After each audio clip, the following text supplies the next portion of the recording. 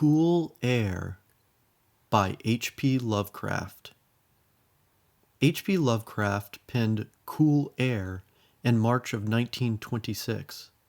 It was published 2 years later, March of 1928, in that month's issue of the magazine entitled Tales of Magic and Mystery. Read by Caleb Dean. You ask me to explain why I am afraid of a draught of cool air, why I shiver more than others upon entering a cold room, and seem nauseated and repelled when the chill of evening creeps through the heat of a mild autumn day. There are those who say I respond to cold as others do to a bad odor, and I am the last to deny the impression. What I will do is to relate the most horrible circumstance I ever encountered, and leave it to you to judge whether or not this forms a suitable explanation of my peculiarity. It is a mistake to fancy that horror is associated inextricably with darkness, silence, and solitude. I found it in the glare of mid-afternoon, in the clangor of a metropolis, and in the teeming midst of a shabby and commonplace rooming house with a prosaic landlady and two stalwart men by my side. In the spring of 1923, I had secured some dreary and unprofitable magazine work in the city of New York, and being unable to pay any substantial rent, began drifting from one cheap boarding establishment to another in search of a room which might combine the qualities of decent cleanliness, endurable furnishings, and very reasonable price. It soon developed that I had only a choice between different evils. But after a time I came upon a house in West 14th Street which disgusted me much less than the others I had sampled. The place was a 4-story mansion of brownstone, dating apparently from the late 40s, and fitted with woodwork and marble whose stained and sullied splendor argued a descent from high levels of tasteful opulence. In the rooms, large and lofty, and decorated with impossible paper and ridiculously ornate stucco cornices, there lingered a depressing mustiness and hint of obscure cookery.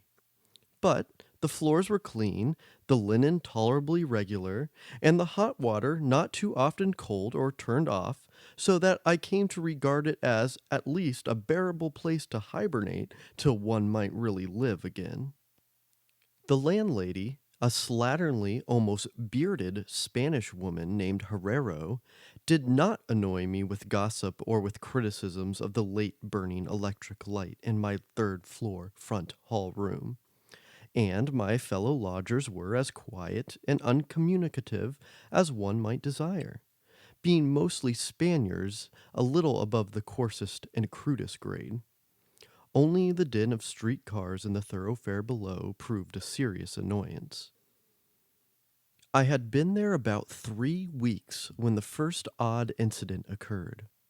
One evening, at about 8, I heard a splattering on the floor and became suddenly aware that I had been smelling the pungent odor of ammonia for some time.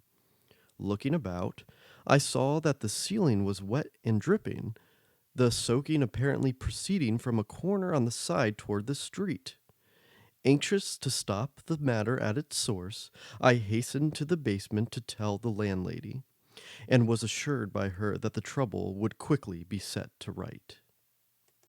"Dr. Munoz!" she cried as she rushed upstairs ahead of me. "He have spill his chemicals. He is to seek for doctor himself, seeker and seeker all the time, but he will not have no other for help. He is very queer in his sickness. All day he take funny smelling baths, and he cannot get excite or warm. All his own housework he do, his little room are full of bottles and machines, and he do not work as doctor. But he was great once. My father in Barcelona have hear of him. And only just now he fix a arm of the plumber that get hurt of sudden. He never go out, only on roof, and my boy Esteban, he bring him his food and laundry and medicines and chemicals. Oh my God, the salmoniac the man use for keep him cool. Mrs. Herrero disappeared up the staircase to the fourth floor, and I returned to my room. The ammonia ceased to drip, and as I cleaned up what had spilled and opened the window for air, I heard the landlady's heavy footsteps above me. Dr. Munoz I had never heard, save for certain sounds as of some gasoline-driven mechanism, since his step was soft and gentle. I wondered for a moment what the strange affliction of this man might be, and whether his obstinate refusal of outside aid were not the result of a rather baseless eccentricity. There is, I reflected tritely, an infinite deal of pathos in the state of an eminent person who has come down in the world. I might never have known Dr. Munoz had it not been for the heart attack that suddenly seized me one forenoon as I sat writing in my room.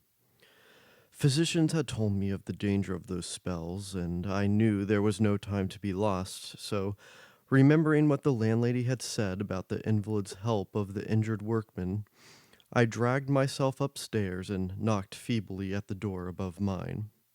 My knock was answered in good English by a curious voice some distance to the right, asking my name and business, and these things being stated, there came an opening of the door next to the one I had sought. A rush of cool air greeted me, and though the day was one of the hottest of late June, I shivered as I crossed the threshold into a large apartment whose rich and tasteful decoration surprised me in this nest of squalor and seediness. A folding couch now filled its diurnal role of sofa, and the mahogany furniture, sumptuous hangings, old paintings, and mellow bookshelves all bespoke a gentleman's study rather than a boarding house bedroom. I now saw that the hall room above mine, the little room of bottles and machines which Mrs. Herrero had mentioned, was merely the laboratory of the doctor, and that his main living quarters lay in the spacious adjoining room whose convenient alcoves and large contiguous bathroom permitted him to hide all dressers and obtrusive utilitarian devices. Dr. Munoz most certainly was a man of birth, cultivation, and discrimination. The figure before me was short, but exquisitely proportioned, and clad in somewhat formal dress of perfect cut and fit. A high-bred face of masterful, though not arrogant expression was adorned by a short, iron-gray full beard, and an old-fashioned pince-nez shielded the full, dark eyes and surmounted an aquiline nose, which gave a Moorish touch to a physiognomy otherwise dominantly Celtiberian. Thick, well-trimmed hair that argued the punctual calls of a barber was parted gracefully above a high forehead, and the whole picture was one of striking intelligence and superior blood and breeding. Nevertheless, as I saw Dr. Munoz in that blast of cool air, I felt a repugnance which nothing in his aspect could justify. Only his lividly inclined complexion and coldness of touch could have afforded a physical basis for this feeling, and even these things should have been excusable, considering the man's known invalidism. It might, too, have been the singular cold that alienated me, for such chilliness was abnormal on so hot a day, and the abnormal always excites aversion, distrust, and fear.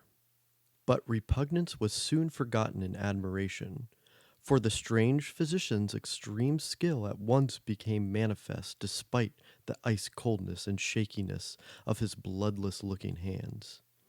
He clearly understood my needs at a glance, and ministered to them with a master's deftness, the while reassuring me in a finely modulated, though oddly hollow and timbreless voice, that he was the bitterest of sworn enemies to death, and had sunk his fortune and lost all his friends in a lifetime of bizarre experiment devoted to its bafflement and extirpation. Something of the benevolent fanatic seemed to reside in him, and he rambled on almost garrulously as he sounded my chest and mixed a suitable draught of drugs fetched from the smaller laboratory room.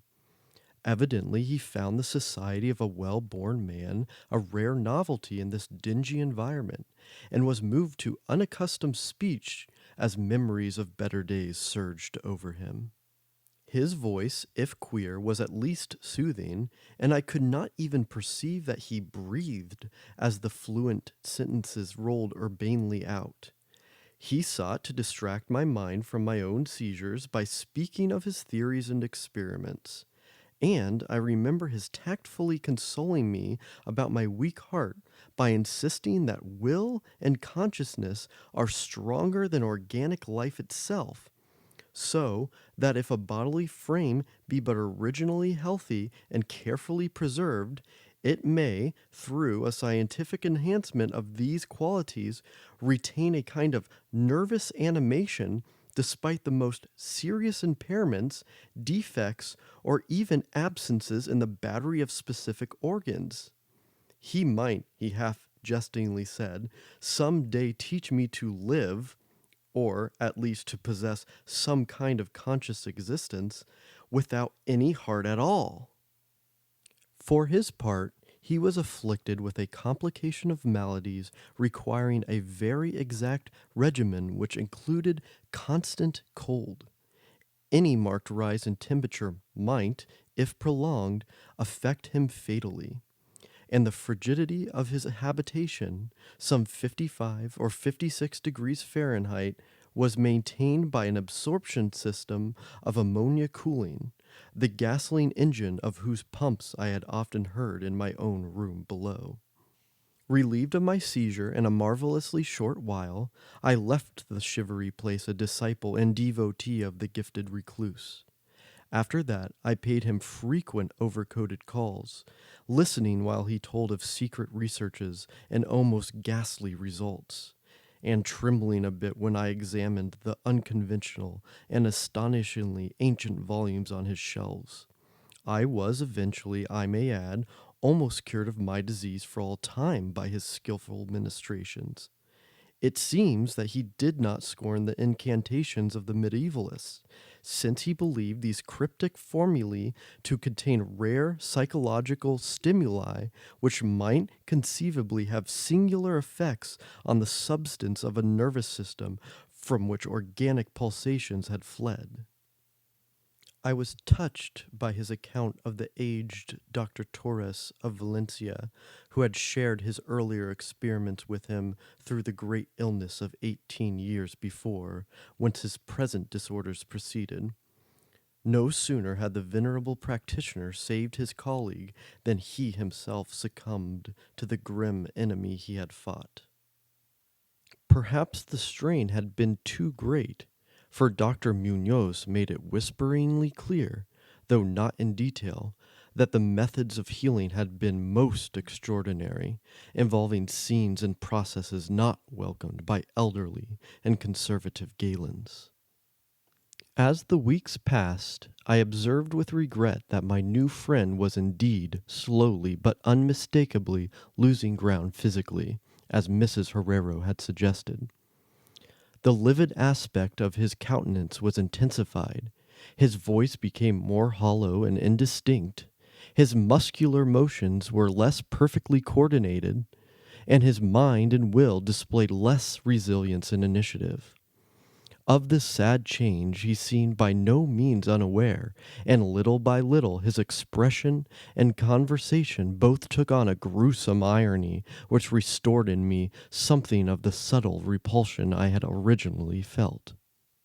He developed strange caprices, acquiring a fondness for exotic spices and Egyptian incense till his room smelled like the vault of a sepulchred pharaoh in the Valley of Kings. At the same time, his demands for cold air increased, and with my aid, he amplified the ammonia piping of his room and modified the pumps and feed of his refrigerating machine till he could keep the temperature as low as 34 degrees or 40 degrees